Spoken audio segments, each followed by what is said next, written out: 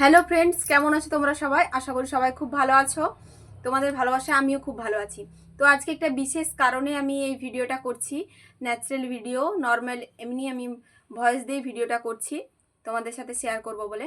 তো তোমাদের অনেকের প্রশ্ন, অনেকেই জানো আবার অনেকেই জানো না কি এই সবুজ মানে সবুজ চুড়ি পরার কারণ, শ্রাবণ মাসে সবুজ শাড়ি পরা, সবুজ সমস্ত কিছু ড্রেস পরার কারণ কি। অনেকে ভাবে এটা ট্রেন্ডিংয়ে চলছে, সকলে পড়ছে তাই পরবো, কিন্তু এটার বিশেষ কারণ একটা রয়েছে যেটা তোমাদের সাথে আমি এখন শেয়ার করব। আর এই শ্রাবণ মাসে আমরা কেনই বা শিবের মাথায় জল ঢালবো, অন্য কোনো মাসে কেন নয়? তো সেই সব কারণগুলো তোমাদের সাথে আমি ছোট্ট করে শেয়ার করব। আর যারা আমার চ্যানেলে নতুন তারা অবশ্যই ভিডিওটি দেখার আগে চ্যানেলটা সাবস্ক্রাইব করে নাও আর স্কিপ না করে ভিডিওটা দেখতে থাকো। পৌরাণিক মত অনুযায়ী আমরা দেখতে পাবো শিব পুরাণে কি এই শ্রাবণ মাসে সমুদ্র মন্থনের মাস।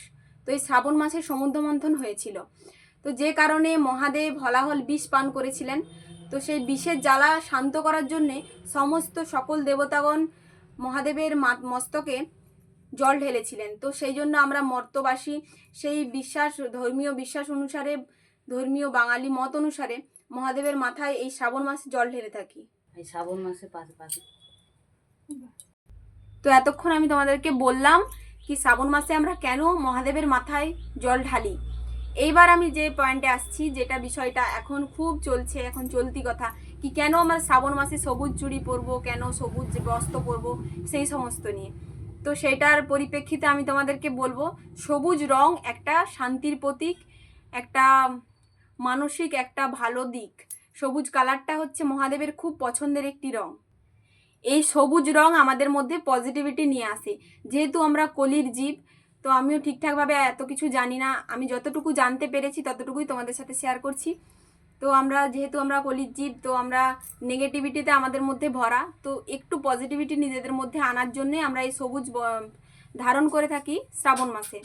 তো এই শ্রাবণ মাসে সবুজ ধারণ করলে মহাদেবের এটি খুব পছন্দের কালার। কারণ কি মহাদেব নির্জনতা, নীরবতা এবং প্রকৃতির মাঝে থাকতে পছন্দ করেন, যে কারণে ওনাকে মুদ্রা সন্তুষ্ট করার জন্য মেন কথা আমরা এই সবুজ ধারণ করে থাকি। সে যে কিছু ধারণ করতে পারি, সবুজ চুড়ি বা সবুজ বস্ত্র। আর ছেলেদের ক্ষেত্রে বলা হয়েছে তারা সাদা পাঞ্জাবি বা সবুজ পাঞ্জাবি পরে মহাদেবের মাথায় জল ঢালতে যেতে পারে। এইটা শ্রাবণ মাসের দ্বিতীয় সোমবার। তো এই দ্বিতীয় সোমবারে আমিও মহাদেবের মাথায় জল ঢালতে গেছিলাম।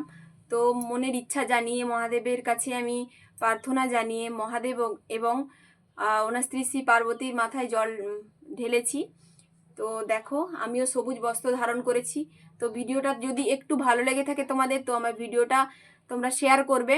আমি যতটুকু জানি ততটুকু তোমাদের সাথে শেয়ার করলাম। তোমরা যদি অন্য কেউ কিছু মত ধারণ করে থাকো, অন্য কিছু জেনে থাকো, তো আমাকে কমেন্টে জানাবে।